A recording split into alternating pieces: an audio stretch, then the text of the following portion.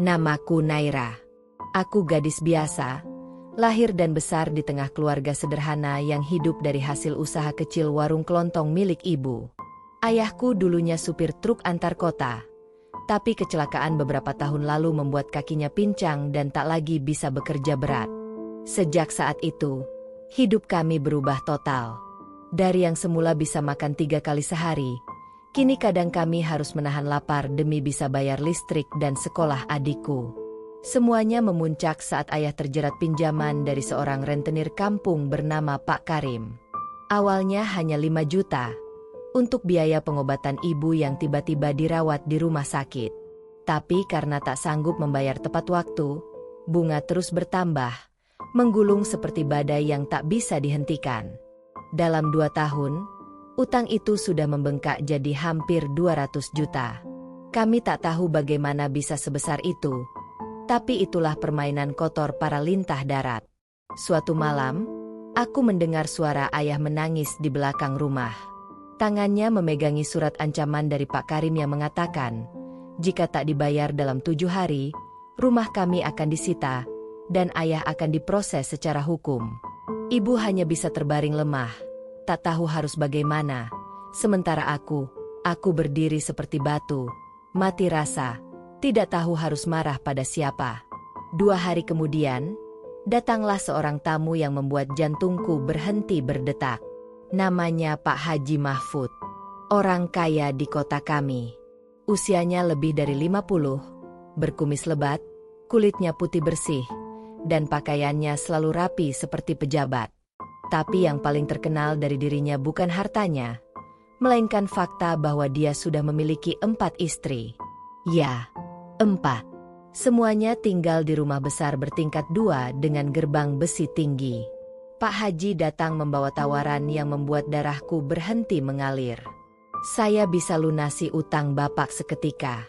Asal Naira mau jadi istri kelima saya, katanya sambil menyilangkan kaki dan menyesap kopi yang disuguhkan ibu. Seolah-olah yang sedang ia minta hanyalah sebidang tanah, bukan masa depan dan hidup seorang gadis. Ayah menolak mentah-mentah. Mukanya merah, tangannya mengepal, suaranya gemetar. Tapi di balik kekerasan sikapnya, aku tahu itu hanya topeng. Ayah sudah kehabisan akal. Waktu tinggal 5 hari. Tak ada saudara yang bisa dimintai tolong. Tabungan? 0. Harta? Tak ada. Rumah pun sebenarnya sudah digadaikan diam-diam. Malamnya, kami duduk bertiga di ruang tamu yang gelap karena listrik diputus sejak seminggu lalu. Aku melihat mata ayah memerah. Tangannya meremas lutut. Maafkan ayah. Naira, ayah sudah gagal jadi pelindungmu, katanya lirih, lalu menunduk seperti anak kecil yang takut dimarahi. Aku tak tahan melihatnya seperti itu. Ayah yang selama ini jadi sosok kuat, kini hancur seperti debu tertiup angin. Aku pergi ke kamar, menutup pintu, dan menangis dalam diam. Aku menatap dinding kosong, bertanya pada Tuhan, kenapa semua jalan buntu? Apa aku memang harus menyerahkan hidupku hanya demi menyelamatkan harga diri keluarga ini? Lalu, apa arti hidupku jika semua kebahagiaan, mimpi, dan pilihan direnggut begitu saja? Pagi harinya, tanpa sepatah kata pun, aku berdiri di depan ayah dan ibu. Aku setuju. Aku akan menikah dengan Pak Haji, kataku. Ibu menjerit, menangis memelukku. Ayah terdiam, seperti kehilangan suara. Tapi aku sudah bulat. Kalau memang ini cara satu-satunya menyelamatkan mereka, maka biarlah aku jadi korban. 3 hari setelah keputusan itu, akad nikah digelar secara sederhana di rumah Pak Haji. Tidak ada gaun pengantin, tidak ada tamu, hanya penghulu, saksi, dan keluarganya. Aku mengenakan baju kurung putih sederhana, dengan kerudung yang menutupi rambut panjangku. Kakiku gemetar saat duduk di samping Pak Haji. Suaraku nyaris tak keluar saat diminta mengucap ikrar. Tapi semua terlaksana. Dengan 1 kalimat sah, aku resmi menjadi istri kelima seorang lelaki yang tidak pernah aku cintai.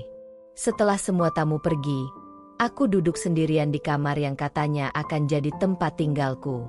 Kamar itu luas, mewah, dan berbau harum. Tapi tak ada yang bisa menutupi fakta bahwa aku merasa seperti tawanan. Hatiku kosong, seperti terperangkap di tubuh yang bukan milikku lagi. Malam itu, aku tidak menangis. Air mata rasanya sudah habis. Tapi jauh di dalam hati, aku berjanji pada diriku sendiri, aku tidak akan membiarkan pernikahan ini mematikan semangat hidupku. Jika aku harus menjalani hidup seperti ini, maka aku akan bertahan. Bukan untuk mereka, tapi untuk diriku sendiri. Aku akan tetap tumbuh, meski dari tanah yang retak dan kering. Hari pernikahan biasanya dipenuhi tawa dan haru. Diiringi musik pelan, bunga-bunga, senyuman keluarga dan sahabat, juga gaun putih yang membuat setiap perempuan merasa seperti ratu. Tapi tidak denganku. Aku menikah dalam sunyi. Tanpa hiasan, tanpa keluarga besar, tanpa sahabat yang datang memberi selamat. Bahkan ibu tak hadir di ruangan itu. Beliau tak sanggup melihat anak perempuannya diserahkan pada lelaki yang bahkan tak ia kenal secara dekat. Ayah duduk terpaku, menunduk dalam diam. Matanya tak berani menatapku. Seolah ia tahu, hari itu bukanlah hari bahagiaku. Aku mengenakan baju kurung putih sederhana, peninggalan almarhum nenek. Gaun itu bukan dibuat untuk pernikahan, tapi hanya untuk pengajian atau acara syukuran. Tak ada bedak atau lipstik di wajahku, hanya sedikit bedak dingin yang kupakai untuk menyamarkan sembab di mata. Pernikahan berlangsung di rumah Pak Haji Mahfud. Rumahnya besar, bergaya Eropa, dengan tiang-tiang tinggi dan pagar besi tebal di depan. Di halaman, terlihat beberapa mobil mewah berjajar rapi. Orang-orang bilang Pak Haji ini pengusaha besar, punya tambang, toko emas, dan rumah makan di mana-mana. Tapi bagiku, semua kekayaannya seperti dinding tinggi yang justru membuatku sulit bernapas.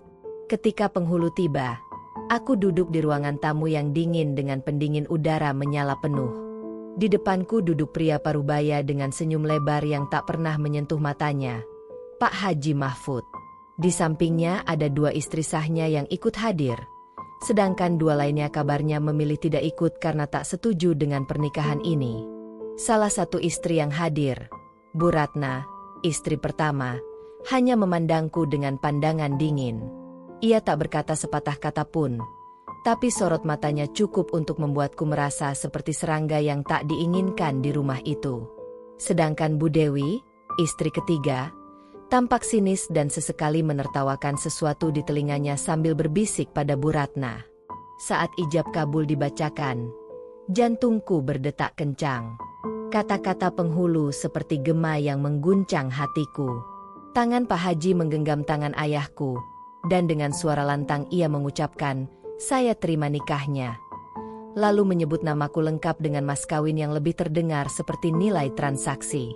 Aku hanya diam, menunduk, menggigit bibir hingga hampir berdarah. Saat penghulu memintaku menjawab, suaraku nyaris tak terdengar. "Iya, saya terima."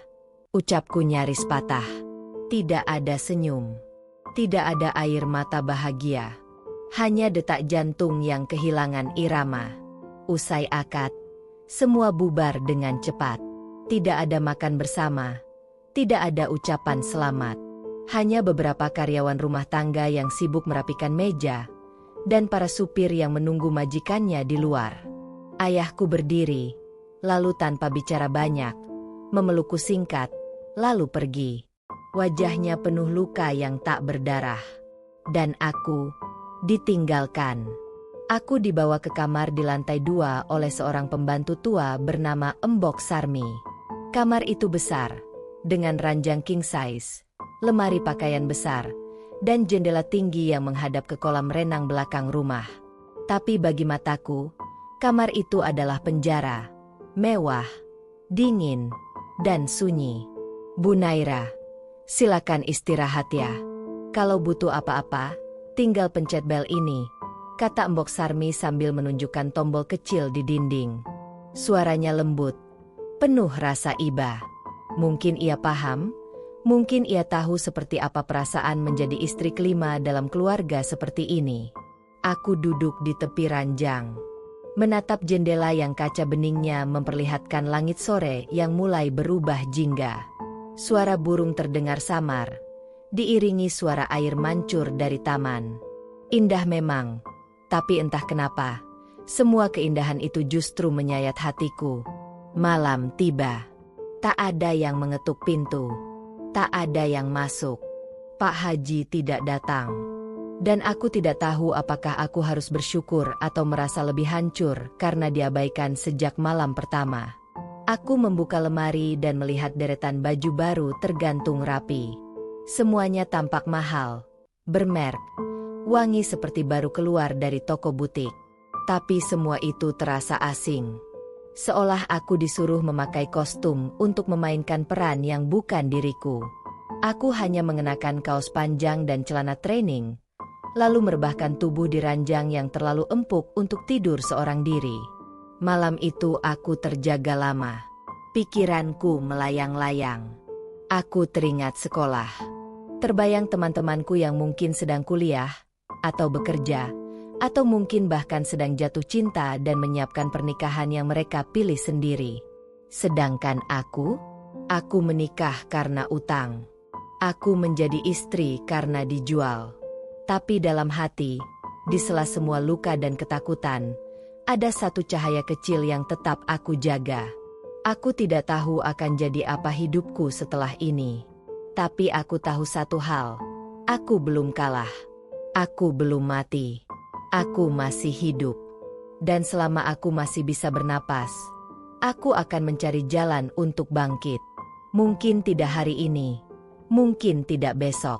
Tapi aku janji, akan ada hari di mana aku tidak lagi duduk dalam kamar seperti ini sambil bertanya kenapa dunia begitu kejam.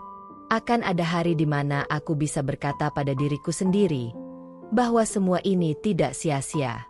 Aku hanya butuh waktu dan keberanian. Hari-hariku di rumah itu berjalan seperti mimpi buruk yang tak berujung.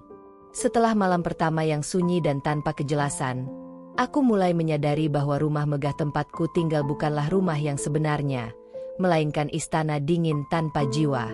Setiap pagi, aku terbangun bukan karena cahaya matahari yang menyelinap dari sela jendela, tetapi oleh langkah-langkah kaki para pelayan yang berlalu lalang di lorong panjang lantai 2. Kamar yang kutempati memang luas dan dipenuhi barang-barang mahal, tapi entah kenapa, terasa begitu sempit. Bahkan udara di dalamnya pun seperti enggan bersahabat denganku. Aku tak mengenal siapapun selain Embok Sarmi, pembantu sepuh yang selalu membawakan sarapan ke kamarku setiap pagi. Ia satu-satunya yang tersenyum tulus padaku. Tapi senyum itu pun menyimpan rasa iba. Embok Sarmi tak pernah bertanya banyak, tapi dari caranya memandangi mataku, aku tahu, ia memahami semuanya tanpa perlu kujelaskan. Hari pertama setelah pernikahan, aku keluar kamar dan mencoba menyapa beberapa orang yang kutemui di dapur. Ada 4 orang istri Pak Haji, tapi hanya 2 yang tinggal di rumah utama, Bu Ratna dan Bu Dewi. Yang 2 lainnya, katanya, memilih tinggal di rumah terpisah karena tidak tahan hidup berdampingan dalam satu atap. Tapi jujur, setelah melihat sikap Bu Ratna dan Bu Dewi padaku, aku bisa mengerti alasan mereka.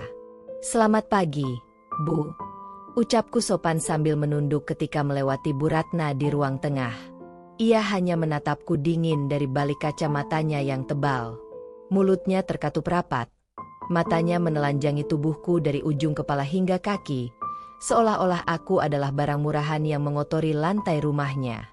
Tanpa kata, ia berbalik dan pergi begitu saja, meninggalkanku berdiri dengan rasa malu yang menusuk. Bu Dewi lebih vokal. "Kamu tahu diri aja ya, Dik. Jangan merasa paling muda, terus sok jadi ratu di rumah ini," katanya tajam suatu sore saat kami bertemu di dapur. Aku hanya diam. Ingin rasanya menjawab. Tapi untuk apa? Aku bukan datang untuk bertarung.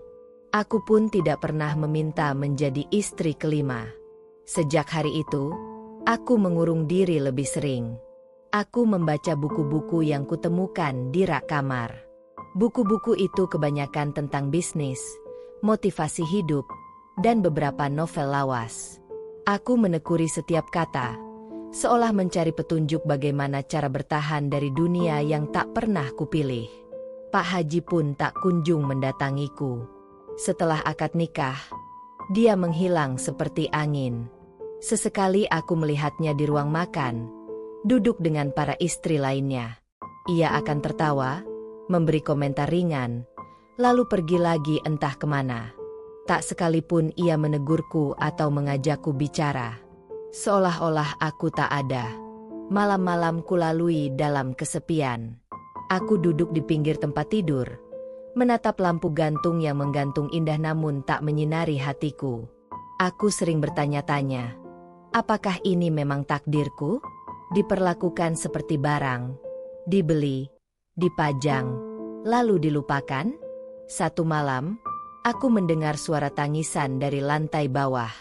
Pelan, lirih, seperti seseorang yang tak ingin ketahuan sedang menangis. Aku mengendap keluar kamar dan menuruni tangga pelan-pelan.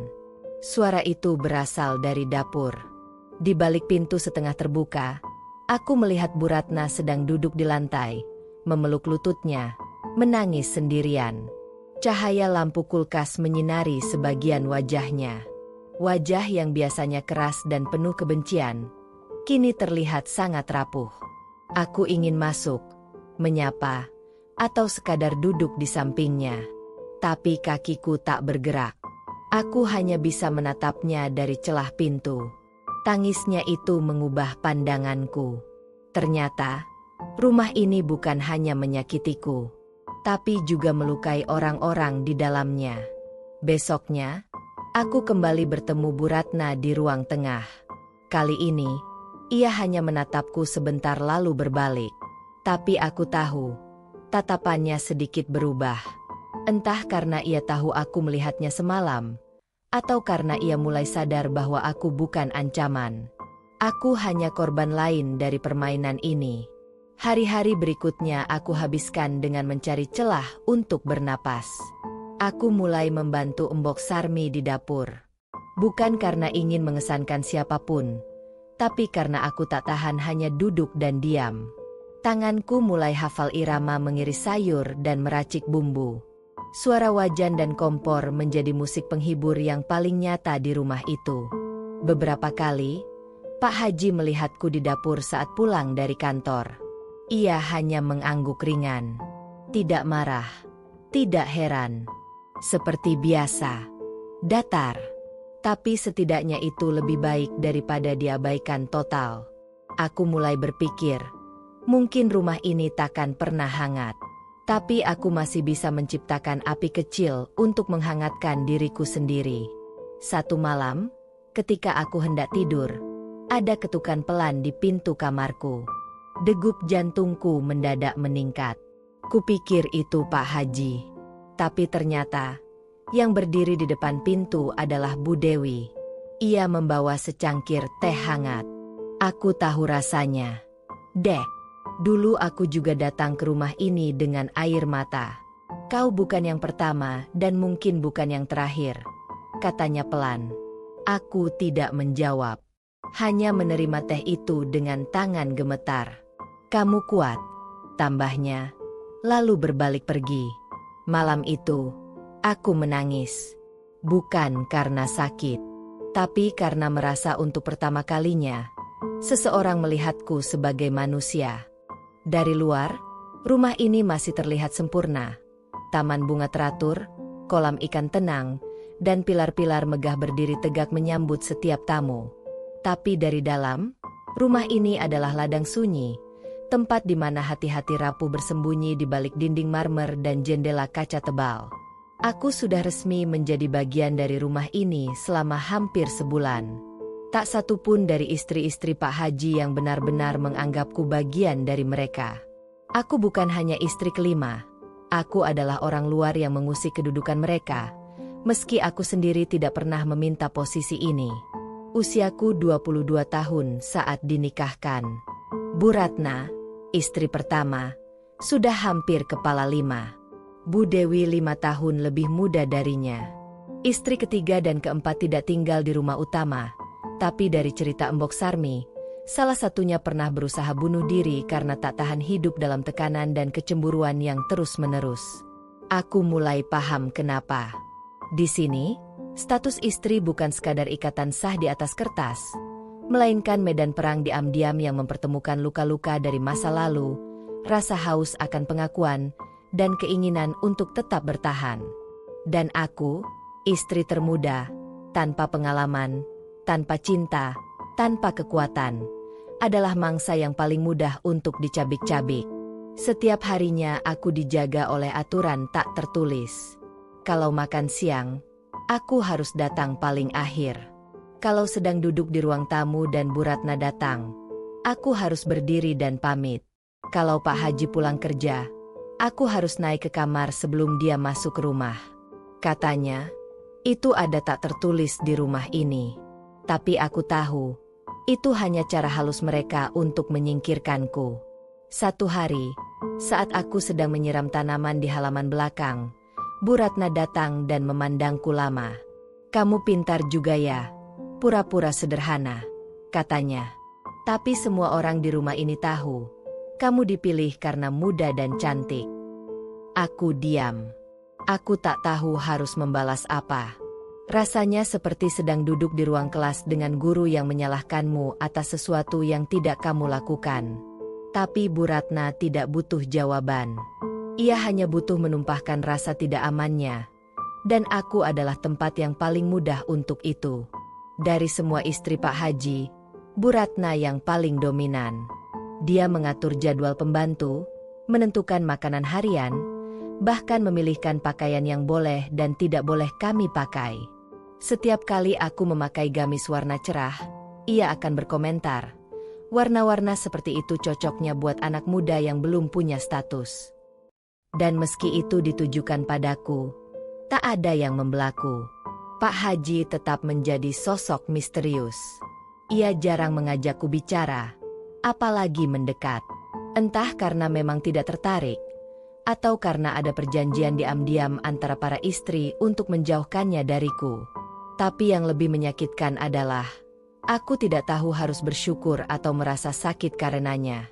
Aku mulai bertanya pada diri sendiri, apakah ini benar-benar pernikahan? Atau hanya transaksi sosial yang dibungkus dengan status agama dan adat? Karena jika ini pernikahan, seharusnya ada komunikasi. Seharusnya ada saling mengenal. Tapi yang kuterima hanya kesendirian, ketegangan, dan batasan demi batasan. Aku mencoba melawan kesepian dengan belajar. Suatu malam, aku meminta Embok Sarmi untuk membelikan modem wifi murah. Kutaruh di kamar, dan diam-diam aku mulai belajar dari internet. Aku mencari informasi tentang bisnis online, membaca cerita-cerita wanita tangguh yang bisa bangkit dari keterpurukan, dan bahkan mengunduh aplikasi menulis untuk menuangkan isi hatiku. Hal kecil, memang. Tapi dari situlah aku mulai menemukan suara yang selama ini terkubur. Menulis jadi cara paling jujur untuk mengobati luka. Dalam setiap paragraf, aku memuntahkan kemarahan yang tak bisa aku ucapkan. Aku menulis tentang perasaan terisolasi, tentang bagaimana rasanya jadi istri kelima tanpa pernah dipanggil sayang, atau sekadar, "Kamu baik-baik saja." Aku menulis tentang rindu yang tak pernah punya tempat pulang, dan cinta yang bahkan belum pernah sempat tumbuh. Satu malam, aku menulis sampai larut dan tertidur di meja belajar. Saat pagi menjelang, ada secari kertas yang kutemukan tergelincir di bawah pintu kamar. Aku ambil, lalu kubaca pelan. Tulisan tangan itu sederhana dan penuh getaran. "Kita semua luka, Dik. Tapi bukan berarti kita harus saling menyayat." Tidak ada nama pengirim. Tapi aku tahu, itu dari Bu Dewi. Beberapa kali ia mulai bersikap lebih netral. Tidak hangat, tapi juga tidak menyakiti. Surat itu seperti angin lembut yang menyentuh pipi, mengingatkanku bahwa mungkin, hanya mungkin, Ada harapan untuk diterima di rumah ini. Seiring waktu, aku mulai membuat rutinitas sendiri. Setiap pagi, aku membantu Embok Sarmi di dapur, lalu membaca atau menulis di kamar. Sore hari, aku menyiram tanaman. Aku tak lagi berharap Pak Haji akan mencintaiku, tapi aku ingin mencintai diriku sendiri, karena di rumah ini, hanya itu satu-satunya yang bisa aku kendalikan. Aku mulai menyadari bahwa luka yang kudapat bukan hanya karena pernikahan ini, tapi karena aku tidak pernah diberi ruang untuk memilih. Aku dipaksa tumbuh di tanah yang asing, tanpa pupuk, tanpa cahaya. Tapi sekarang, meski perlahan, aku mulai membangun akarku sendiri.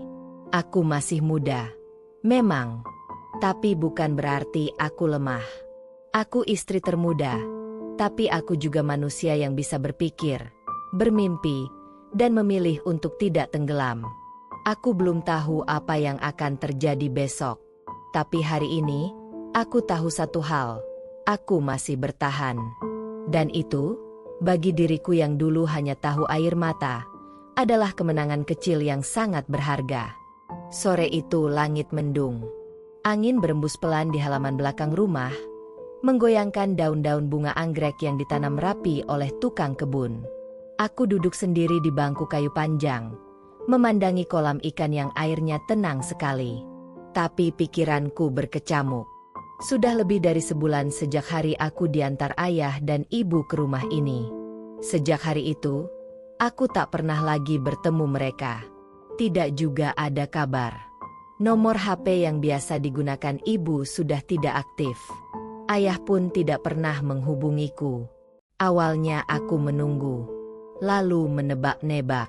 Tapi kemudian aku mulai mencoba berdamai dengan kemungkinan bahwa mereka sengaja menjauh agar aku bisa menyesuaikan diri dengan kehidupan baruku. Namun sore itu, sesuatu terjadi. Embok Sarmi datang terburu-buru ke taman, membawa pesan singkat. "Nak Naira, ada tamu menunggu di luar gerbang. Dia bilang, dia ayahmu." Aku mendadak kaku. Tubuhku terasa dingin. Ayah?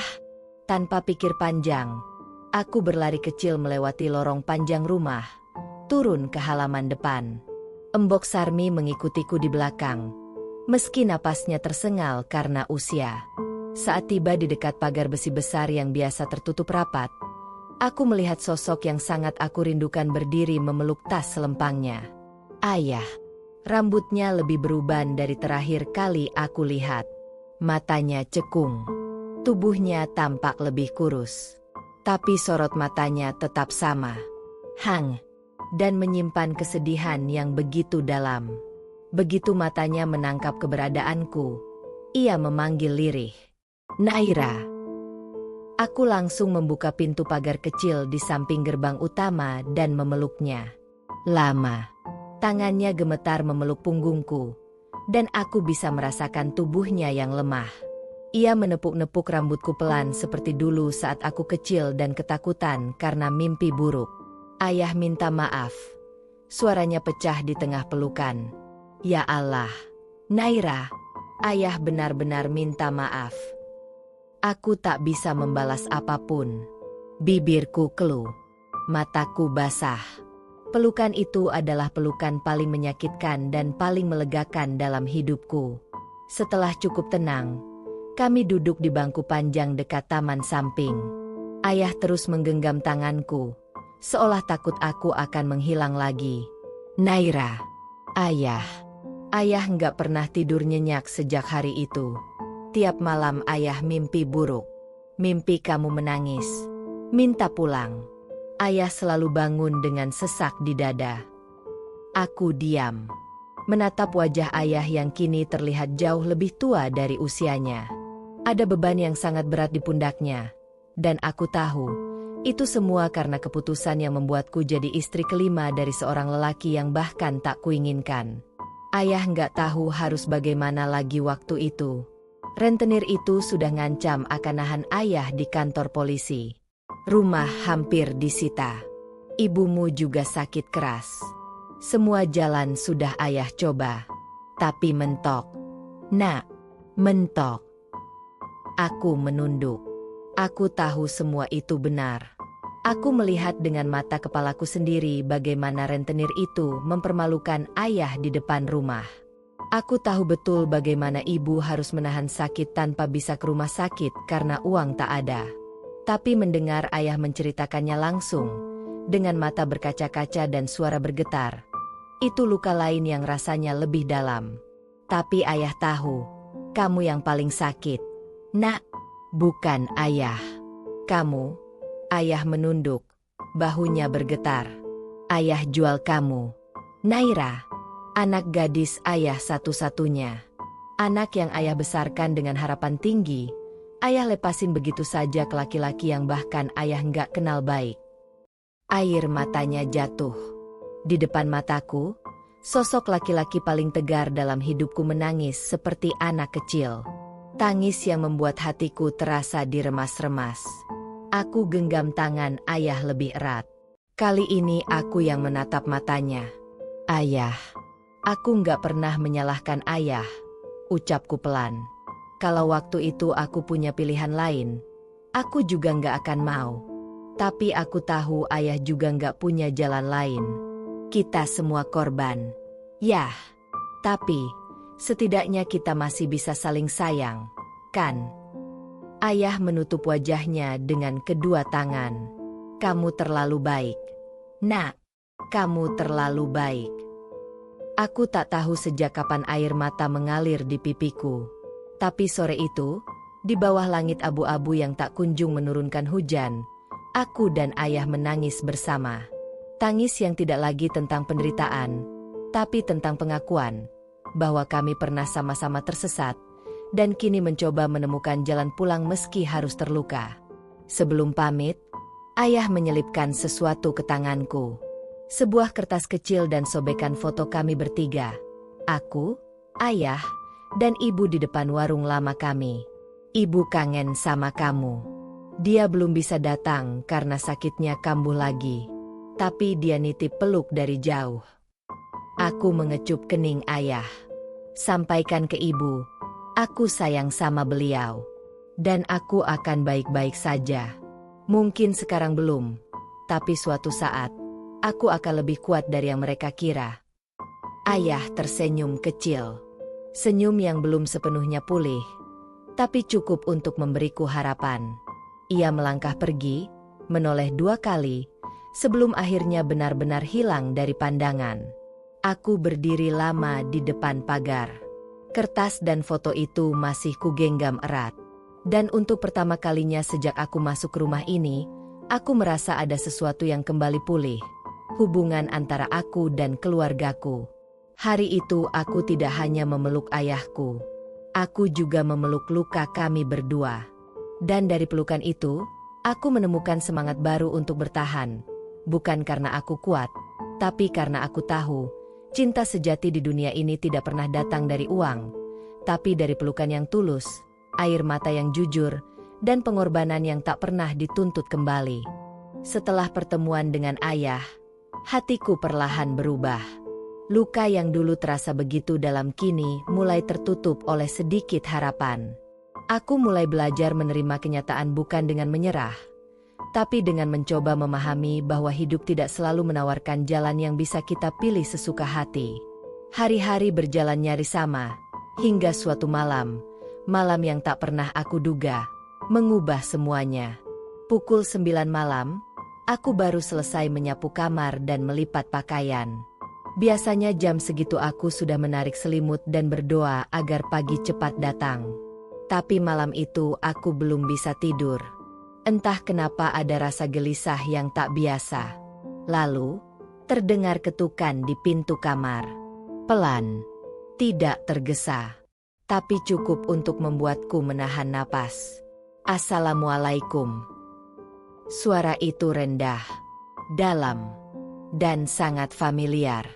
Waalaikumsalam, jawabku sambil bangkit dari tempat tidur dan membuka pintu. Di depanku berdiri Pak Haji.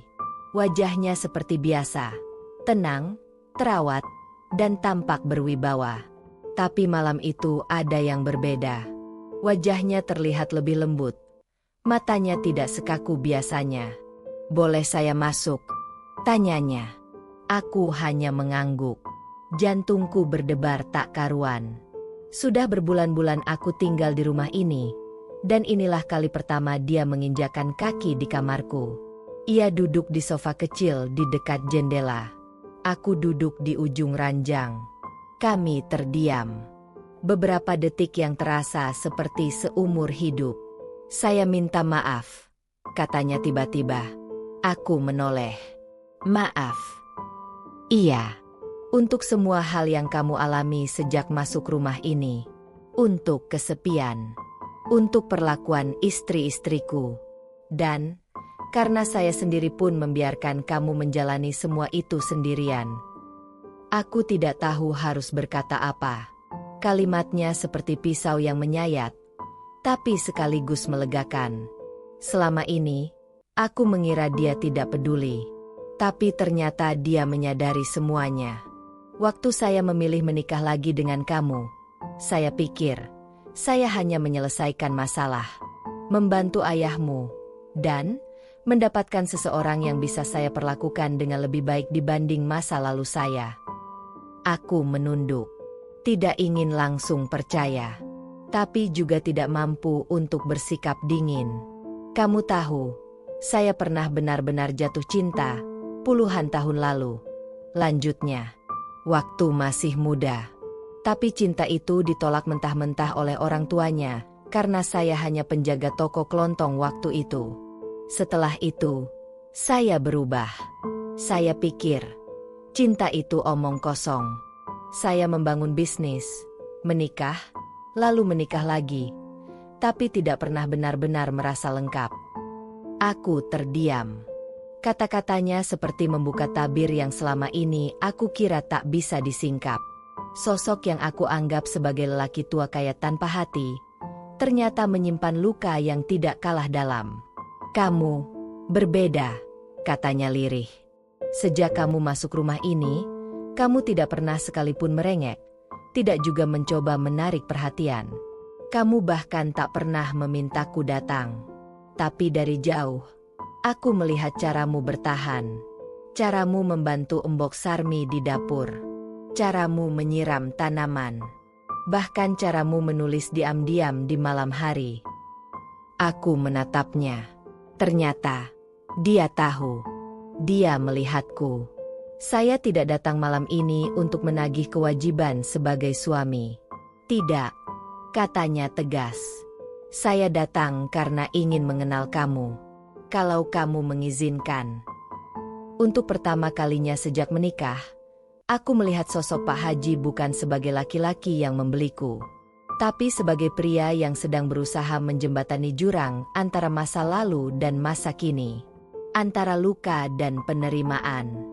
"Kalau kamu masih marah, saya bisa mengerti.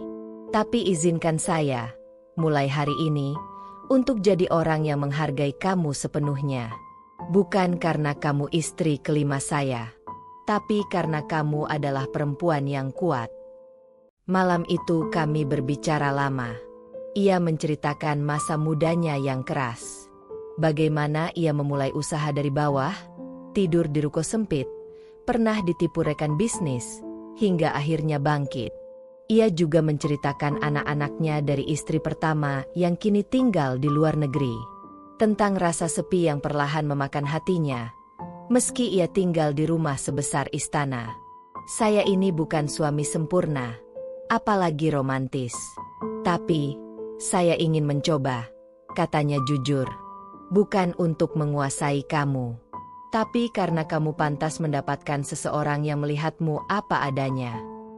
Aku tidak menjawab, tapi aku tersenyum. Untuk pertama kalinya sejak aku datang ke rumah ini, aku merasa tidak sedang dipenjara. Aku merasa dilihat. Setelah ia pamit, aku duduk lama di tepi ranjang, menatap langit-langit kamar. Hatiku seperti dilempar ke ruang yang asing, tapi menenangkan. Aku tahu cinta tidak bisa tumbuh seketika. Tapi kejujuran malam itu adalah benih kecil yang entah bagaimana mulai tumbuh di dalam dada. Aku belum bisa bilang aku mencintainya. Tapi aku mulai menghargainya. Dan itu cukup untuk membuat langkahku ke depan tidak lagi terasa seperti menyeret rantai. Setelah malam itu, segalanya mulai berubah. Bukan dengan cepat, dan tentu saja tidak dengan gemuruh romantisme yang biasa kulihat dalam sinetron atau novel, tapi perubahan itu terasa, perlahan, tenang, dan menembus hingga ke sudut hatiku yang selama ini beku. Pak Haji tidak langsung menjadi suami yang romantis atau penuh perhatian. Tapi yang berubah adalah caranya memandangku. Ia mulai menyapaku setiap pagi ketika kami bertemu di dapur. Kadang-kadang, ia meninggalkan selembar catatan kecil berisi ucapan singkat seperti, "Semoga harimu menyenangkan," atau "Terima kasih sudah menyiram tanaman." Catatan-catatan itu sederhana, tapi rasanya seperti bunga kecil yang mekar di tengah gurun yang lama tak tersentuh hujan. Namun, di balik semua perubahan itu, aku mulai merasa gelisah akan satu hal yang lama kutekan dalam hati, mimpi. Sebelum semua ini terjadi, aku punya mimpi untuk membuka toko buku kecil. Tempat sederhana yang menjual buku-buku bekas, kopi hangat, dan menyediakan sudut baca gratis untuk anak-anak sekolah.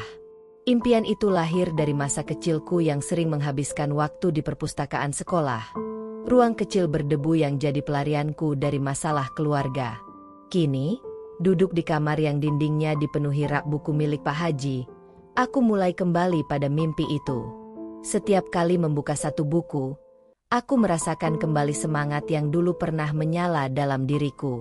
Tapi kali ini, aku tidak ingin hanya bermimpi. Aku ingin bertindak. Awalnya, aku hanya menulis ide-ide sederhana dalam buku catatan. Aku membuat daftar buku yang mungkin laku dijual. Aku merancang tata letak toko hayalanku, lengkap dengan rak-rak kecil dari kayu bekas dan lampu gantung bergaya vintage. Aku juga mulai membuat daftar kebutuhan, meja kasir, etalase, papan tulis untuk kutipan harian, dan bahkan menu kopi sederhana yang bisa kusajikan. Saat semua istri lain di rumah sibuk dengan kegiatan mereka masing-masing, aku menghabiskan waktu dengan belajar dari internet. Malam-malam kulalui dengan menonton video edukasi bisnis kecil-kecilan. Aku pelajari cara promosi lewat media sosial, pengelolaan stok barang, hingga menghitung untung rugi sederhana. Aku melakukannya diam-diam. Bukan karena takut ketahuan, tapi karena aku tahu, belum tentu ada yang akan memahami. Bagiku, mimpi ini terlalu berharga untuk dipatahkan oleh komentar sinis atau pandangan remeh.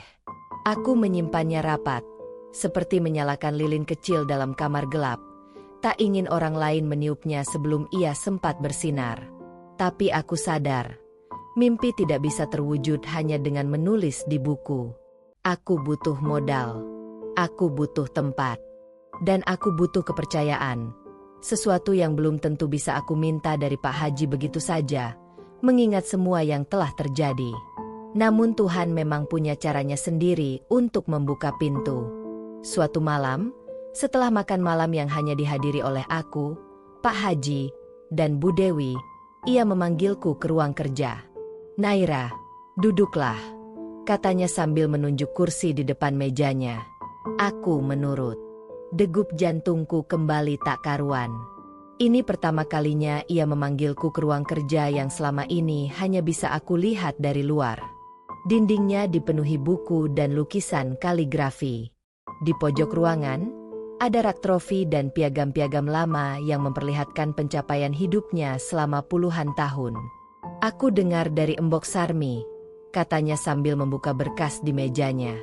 "Katanya kamu rajin belajar soal bisnis dan baca buku tiap malam." Aku kaget. Kupikir semua yang kulakukan tak diperhatikan siapapun. Tapi ternyata, Embok Sarmi memperhatikan dan memberitahukannya. "Iya, Pak. Saya cuma coba belajar aja," jawabku pelan. "Kenapa?" Pertanyaan itu sederhana, tapi menghantam seperti palu. Aku menarik napas dalam. Karena saya nggak mau hidup saya berhenti di sini saja. Saya ingin punya sesuatu yang benar-benar dari saya. Bukan hasil belas kasihan, Bukan warisan, bukan hadiah. Sesuatu yang saya bangun sendiri. Pak Haji menatapku lama. Tak ada senyum. Tak juga komentar.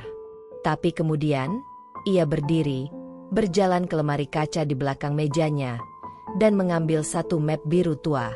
Ia meletakkannya di depanku. Aku pernah punya mimpi, waktu seusia kamu. Tapi dulu, aku nggak punya siapa-siapa untuk mendukung. Sekarang, aku bisa jadi orang itu, buat kamu. Tanganku gemetar saat membuka map itu. Di dalamnya ada proposal bisnis kecil yang sudah dirancang, dengan nama tokonya, Rumah Baca Naira. Di bawahnya, tercetak logo sederhana, rencana lokasi, hingga perincian biaya awal. Aku menatapnya, nyaris tak percaya. Ini? Aku minta sekretarisku bantu susun, berdasarkan informasi yang Embok Sarmi dengar dari kamu. Kalau kamu serius, kamu bisa mulai bulan depan. Aku bantu modal awalnya. Sisanya kamu kelola sendiri. Anggap ini sebagai hadiah, bukan balasan. Aku tak bisa menahan air mata. Bukan karena uang atau proyek itu sendiri, tapi karena, untuk pertama kalinya, ada yang benar-benar percaya pada kemampuanku. Bukan karena aku istri, bukan karena aku anak dari seseorang, tapi karena aku adalah aku. Malam itu, aku menangis sendirian di kamar. Bukan karena sedih, tapi karena haru. Aku merasa hidupku, yang selama ini seperti kapal kehilangan arah, akhirnya mulai menemukan arah layar. Dan yang paling mengejutkan, semua ini datang dari seseorang yang dulu kupikir hanya akan menghancurkan hidupku. Harapan memang indah, tapi kadang kehadirannya justru membangkitkan bara lama yang belum padam. Itulah yang mulai kurasakan ketika perlahan hidupku yang tadinya redup mulai menunjukkan sedikit cahaya. Ternyata, tak semua orang senang melihat orang lain tumbuh, apalagi bila yang tumbuh adalah seseorang yang mereka anggap tak pantas. Setelah Pak Haji memberiku izin dan dukungan untuk memulai toko buku kecilku, semangatku membuncah. Aku bangun setiap pagi dengan lebih ringan. Wajahku tak lagi segelap dulu. Senyumku mulai muncul, meskipun belum sepenuhnya lepas. Di dalam kamar, aku menempelkan coretan-coretan rencana, sketsa tata letak rak buku, dan kutipan motivasi di dinding. Embok Sarmi bahkan mulai membantuku menyortir buku-buku bekas yang ia kumpulkan diam-diam dari para tetangga. Namun, perubahan itu ternyata tak disukai semua orang. Dan yang paling terlihat kecewa adalah Bu Ratna. Ia mulai sering melirikku tajam saat kami bertemu di lorong. Kalau dulu pandangannya dingin, kini sorot matanya panas dan mengintimidasi. Komentar-komentar halusnya berubah jadi sindiran terbuka. Wah, rajin sekali sekarang. Calon pengusaha muda ya?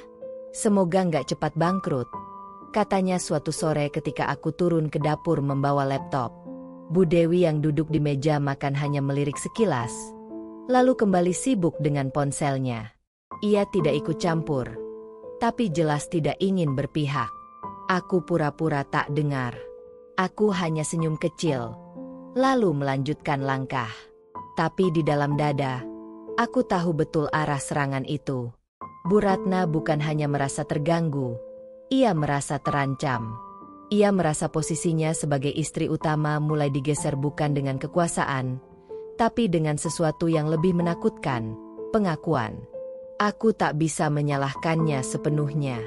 Rumah ini sejak awal dibangun dari kompetisi diam-diam antar perempuan. Semua ingin mendapat tempat di hati Pak Haji, yang meskipun dingin, tetap menjadi pusat kuasa di rumah ini. Dan kini, aku, istri termuda dan anak baru, diberi kepercayaan yang bahkan tidak pernah didapat Bu Ratna selama puluhan tahun pernikahan mereka. Hari-hari berikutnya, ketegangan makin terasa. Satu pagi, aku menemukan beberapa catatan rencana tokoku yang sudah kumasukkan ke dalam map. Basah kuyup. Aku yakin betul. Malam sebelumnya sudah kutaruh di atas meja dengan rapi. Tak ada air tumpah. Tak ada atap bocor. Tapi map itu rusak. Seolah disengaja. Ketika kutanya pada pembantu lain, tak ada yang berani bicara. Tapi Embok Sarmi hanya menatapku lama lalu menggeleng pelan. Embok sarankan, jangan mudah terpancing. Nak, teruskan aja yang sudah kamu mulai. Orang iri itu biasanya bukan karena kamu jahat, tapi karena mereka takut kehilangan kendali. Kata-kata itu seperti tamparan lembut.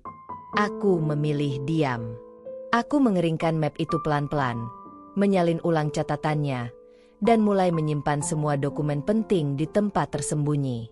Bukan karena aku takut, tapi karena aku tahu aku sedang melawan sesuatu yang tak bisa kulawan dengan kemarahan, melainkan dengan kesabaran. Tapi puncak dari semuanya terjadi seminggu kemudian. Pak Haji mengajakku ke lokasi bangunan ruko kecil yang sudah ia siapkan untuk proyek tokoku. Ia menyuruh tukang merenovasi bagian dalam, mengecat dinding dengan warna hangat, dan membangun satu ruang baca kecil di pojok ruangan. Aku tak percaya saat melihatnya. Semua sesuai dengan gambar yang kudesain di kamar. Ia bahkan memintaku memilih sendiri kursi dan rak buku. Aku tidak bisa menyembunyikan senyum bahagia sepanjang perjalanan pulang. Di mobil, Pak Haji hanya melirik dan berkata, "Kamu pantas mendapat ini, karena kamu mau berjuang." Namun saat kami sampai di rumah, situasi berubah drastis. Di ruang tamu, Bu Ratna dan Bu Dewi sudah menunggu. Wajah Bu Ratna gelap, tangannya mengepal. Begitu kami masuk, ia langsung berdiri. "Jadi benar ya? Kamu kasih modal buat dia buka usaha? Ruko itu milik keluarga kita. Mahfud, aku nggak pernah diizinkan pakai itu buat butik. Tapi sekarang kamu kasih ke anak kemarin sore yang bahkan belum setahun jadi istrimu." Pak Haji tenang. "Aku tidak kasih. Aku invest. Ini usahanya. Aku hanya bantu modal awal. Dia yang kelola." Invest? Ke perempuan yang bahkan gak tahu apa-apa soal hidup rumah tangga. Bu Ratna menatapku dengan amarah penuh. "Kamu pikir dia tulus? Dia itu licik. Diam-diam, dia rebut perhatianmu, rebut simpati semua orang di rumah ini." Aku berdiri kaku. Tubuhku gemetar. Tapi aku tahu, aku tak bisa mundur. Tidak sekarang. Tidak setelah semua yang kulalui. "Bu," ucapku pelan. "Saya tidak pernah minta dipilih. Saya juga tidak pernah minta dikasih apa-apa. Tapi saya punya mimpi, dan saya mau berusaha sendiri. Kalau ibu merasa saya salah, saya minta maaf. Tapi saya nggak akan berhenti cuma karena ibu benci saya." Bu Ratna menatapku seperti ingin menamparku saat itu juga. Tapi ia hanya membuang napas keras, lalu berjalan pergi sambil berkata, "Lihat saja nanti. Jangan kira kamu bisa bertahan selamanya dengan modal simpati." Hari itu, aku kembali ke kamar dengan tubuh lelah. Tapi di balik itu semua, ada api kecil dalam hatiku yang justru menyala makin terang. Aku tahu, mimpi memang sering menimbulkan kecemburuan. Tapi selama aku jujur dan tidak menyakiti siapapun, aku tidak akan menyerah. Karena hidupku terlalu berharga untuk terus dikuasai oleh rasa takut dan rasa bersalah. Toko kecilku akhirnya resmi berdiri. Rumah Baca Naira bukan sekadar tempat jual beli buku bekas dan kopi sachet, tapi seperti ruang sunyi tempat aku menyembuhkan luka-luka hidupku yang selama ini tersembunyi. Ruko kecil itu, yang dulunya kosong dan berdebu, kini penuh dengan rak kayu sederhana, poster kutipan motivasi, dan meja baca di pojok yang selalu ramai oleh anak-anak sekolah sepulang belajar. Pak Haji datang di hari pembukaan. Diam-diam, tanpa mengundang banyak orang, ia berdiri di depan pintu dengan pakaian biasa dan hanya berkata, "Selamat." Satu kata itu cukup membuat air mataku hampir jatuh. Tidak ada bunga, tidak ada pita besar. Tapi hatiku penuh. Meski begitu, ketenangan itu hanya bertahan sebentar. 2 minggu setelah toko mulai berjalan, Sore itu aku menerima panggilan tak terduga dari kampung. Nomor yang tidak kusimpan. Tapi suara di seberang langsung membuat jantungku seperti berhenti berdetak. Assalamualaikum. Naira. Ini aku. Tika. Tika. Sahabat masa kecilku. Anak tetangga yang dulu selalu berbagi mie instan denganku saat kami belum makan seharian. Suaranya terdengar berat. Naira. Aku nggak tahu harus mulai dari mana. Tapi kamu harus pulang. Ibumu sakit lagi. Parah. Ayahmu nggak mau bilang ke kamu karena takut ganggu hidupmu yang sekarang. Aku tercekat. Badanku lemas. Meski sudah kubangun kehidupan baru, meski aku sudah mulai berdiri tegak, satu panggilan dari kampung, dari kehidupan lamaku, bisa runtuhkan semua benteng kuat yang kupasang bertahun-tahun. Malam itu juga, aku memohon pada Pak Haji untuk izin pulang kampung sebentar. Ia tidak bertanya macam-macam. Hanya bilang, pergilah. Kamu nggak usah khawatir soal toko. Aku akan bantu jaga sampai kamu balik. Dengan hati campur aduk, aku naik kereta pertama keesokan harinya. Selama perjalanan, kenangan lama bermunculan. Waktu-waktu saat ibu memelukku sambil mengusap rambutku, saat ia memasakkan sayur bening yang aku suka, saat ia menyembunyikan rasa sakitnya hanya agar aku bisa tetap kuliah. Ketika tiba di rumah, semua kenangan itu terasa nyata lagi. Rumah kami masih berdinding kayu, dengan ket kusam dan genteng yang mulai miring. Di ruang tengah, ibu terbaring lemah. Wajahnya pucat, matanya sayu, dan tubuhnya jauh lebih kurus dari terakhir kali aku lihat. Naira, lirihnya saat melihatku. Aku langsung berlutut di samping kasurnya dan menggenggam tangannya. Rasanya dingin. Ibu tersenyum pelan meski matanya berkaca-kaca. Maafkan ibu. Ya, nak. Ibu belum bisa sehat waktu kamu datang. Katanya terbata. Air mataku pecah. Ibu nggak salah apa-apa. Aku yang minta maaf karena baru datang sekarang. Kami menangis dalam diam. Di luar, langit mendung. Angin pelan masuk dari celah jendela yang tak sempurna. Tapi di dalam, rasa hangat itu kembali muncul. Rasa pulang. Di ruang dapur, ayah duduk menunduk. Rambutnya makin putih, dan kulit tangannya lebih keriput dari terakhir aku lihat. Ia mencoba tersenyum saat aku menyapanya, tapi tatapan matanya menyimpan beban besar. Ayah belum bisa bawa ibu ke rumah sakit yang layak. Biayanya terlalu besar. Nak, katanya perlahan. Aku hanya mengangguk. Di hatiku, luka lama itu terbuka kembali. Luka saat aku tahu ayah terpaksa menjual masa depanku demi menyelamatkan keluarganya. Luka saat aku merasa dijual dan tak dianggap penting. Tapi kali ini berbeda. Kali ini, aku punya kendali. Tanpa menunggu lama, aku menghubungi Pak Haji malam itu juga. Aku meminta bantuannya untuk mengurus pengobatan ibu. Awalnya aku ragu. Aku takut permintaan itu terlihat seperti memanfaatkan. Tapi ia hanya menjawab singkat, kirimkan data rumah sakit terdekat. Aku bantu urus semuanya. Keluarga kamu sekarang keluargaku juga. Kata-kata itu membuatku menangis. Di rumah yang dulu penuh air mata karena hutang dan ketidakpastian, kini ada secercah harapan lagi. Tapi luka lama bukan hanya soal uang. Bukan soal siapa yang menolong. Luka yang paling menyakitkan datang dari masa lalu, dan dari diri sendiri. Satu malam, ketika aku duduk di halaman rumah, Tika duduk di sampingku dan berkata pelan, Naira, aku tahu kamu sekarang punya kehidupan baru.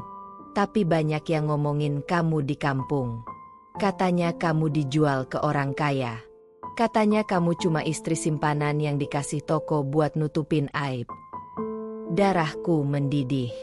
Tapi aku tidak marah pada Tika.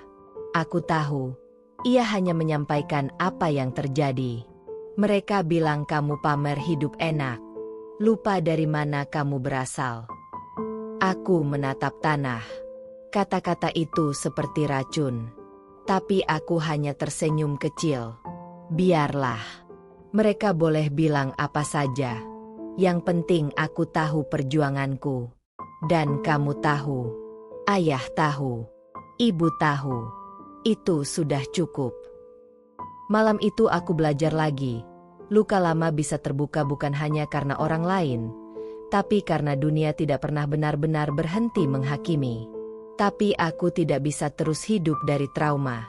Aku harus belajar memaafkan semua, termasuk diriku sendiri yang pernah merasa marah dan kecewa pada mereka yang mencintaiku dengan caranya sendiri. 3 hari di kampung mengajarkanku satu hal besar, bahwa aku boleh tumbuh sejauh apapun, tapi akarku tetap tertanam di tempat ini. Dan selama aku masih bisa menengok ke belakang tanpa benci, maka aku tidak sedang melarikan diri. Aku sedang menyembuhkan diri. Sebelum kembali ke kota, aku peluk ibu lama-lama. Ia mencium keningku dan berbisik, "Jangan pernah berhenti bermimpi. Ya, nak. Walau dunia bilang kamu bukan siapa-siapa, Tuhan selalu tahu siapa kamu sebenarnya." Dan malam itu, di dalam kereta yang membawaku kembali ke kehidupan baruku, aku menatap jendela dengan hati lebih ringan. Luka memang terbuka kembali, tapi untuk pertama kalinya, aku tidak takut lagi. Hidup kadang seperti lembaran buku tua. Halaman demi halaman bisa menguning dan nyaris terlupakan, tapi tiba-tiba satu bab membuka rahasia yang mengubah segalanya. Dan hari itu, tanpa pernah kuduga, aku membuka bab terakhir dari cerita yang selama ini kusebut sebagai pengorbanan. Setelah kembali dari kampung, aku merasa lebih mantap menapaki hidup baruku. Rumah baca Naira mulai dikenal masyarakat. Anak-anak sekolah mampir sepulang kelas. Beberapa guru datang membantu secara sukarela. Toko buku kecil itu berubah menjadi ruang harapan bagi mereka yang selama ini tak punya tempat untuk bermimpi. Pak Haji juga lebih sering datang. Kadang mengajak tamu bisnis, kadang hanya duduk diam sambil membaca koran. Tapi kehadirannya tak lagi membuatku gugup. Kami sudah mulai menemukan irama sebagai dua manusia yang mencoba saling menghormati. Tapi kemudian, satu sore, Pak Haji memintaku menemaninya ke tempat yang tak biasa. Sebuah rumah tua di pinggiran kota, yang menurutnya pernah menjadi bagian penting hidupnya. Tempat ini menyimpan banyak cerita, katanya sambil membuka pagar berkarat yang hampir tak berbunyi karena sudah lama tak disentuh. Kami masuk ke dalam. Rumah itu kosong. Dindingnya lembab. Udara di dalam pengap. Tapi ada sesuatu yang hidup di sana. Semacam aura kenangan yang menggantung di setiap sudut ruangan. "Aku dulu tinggal di sini," kata Pak Haji pelan, menatap dinding kosong di depannya. "Waktu belum punya siapa-siapa. Waktu masih dianggap remeh. Dihina karena tak punya apa-apa. Aku hanya diam, menunggu ia melanjutkan. Kamu tahu, aku pernah hampir menikahi seorang perempuan di sini. Perempuan yang sangat aku cintai. Tapi orang tuanya menolakku mentah-mentah karena aku hanya tukang jaga toko. Mereka menjodohkannya dengan pengusaha kaya dari luar kota. Dan aku kehilangan segalanya." Ia menarik napas panjang. Perempuan itu, namanya Siti Mardiah. Aku mendadak tercekat. Nama itu terlalu akrab, terlalu dekat. Itu nama ibuku. Aku mematung, mencoba memproses informasi yang masuk tiba-tiba. Tapi Pak Haji masih meneruskan. Suaranya pelan, nyaris berbisik seperti takut didengar masa lalu. Aku tak pernah tahu di mana dia setelah itu. Sampai suatu hari, aku melihat namanya di berkas pinjaman. Suaminya menggadaikan rumah untuk menutupi utang. Dan saat ku tahu anaknya sedang dijodohkan, hatiku hancur. Tanganku mulai dingin. Aku merasa tidak berdiri di lantai, melainkan melayang di tengah pusaran rahasia yang begitu dalam. Aku tidak berniat menyakitimu, Naira. Awalnya, aku hanya ingin menolong keluarga kalian. Tapi saat melihatmu, aku tahu, Kamu adalah darah dari perempuan yang dulu meninggalkan jejak paling dalam di hidupku. Mataku panas. Dunia seperti berputar. Jadi, selama ini, ayah tahu. Suaraku gemetar. Pak Haji menunduk. Aku tahu sejak pertama kali melihatmu. Senyummu, matamu, bahkan cara kamu menatap dunia. Kamu anak Siti. Tapi aku tak tahu caranya mendekat. Aku takut. Takut rasa bersalahku menghancurkan segalanya. Air mataku tak bisa ditahan lagi. Semua luka yang selama ini kupendam, semua pertanyaan yang tak terjawab, mendadak seperti menemukan simpulnya. Kenapa tak bilang dari awal? Tanyaku pelan. Kenapa menyimpannya? Karena aku tak mau kamu mencintaiku karena hutang budi, atau karena rasa kasihan. Aku ingin kamu mengenalku bukan sebagai masa lalu ibumu, tapi sebagai orang yang melihat kamu sebagai dirimu sendiri. Keheningan menggantung lama. Lalu aku berkata, dengan suara yang tak lagi bergetar, "Aku bukan ibuku. Aku adalah aku." Ia menatapku, lalu tersenyum kecil. Dan itulah yang membuatku bangga.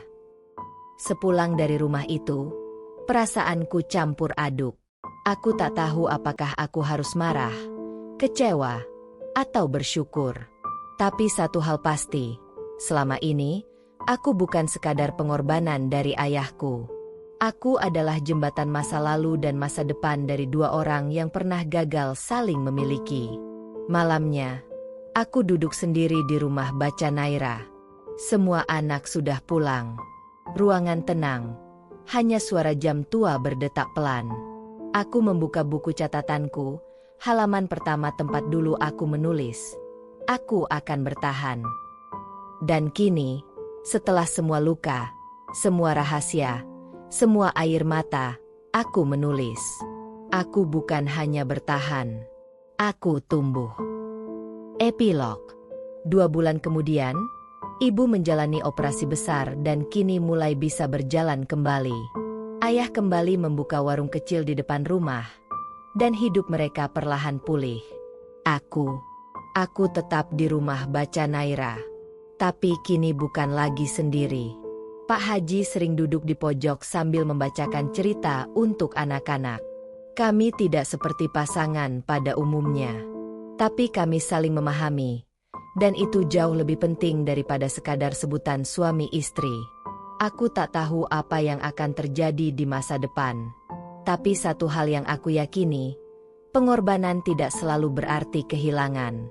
Kadang, justru dari pengorbanan itu, kita menemukan cinta yang tak pernah kita duga.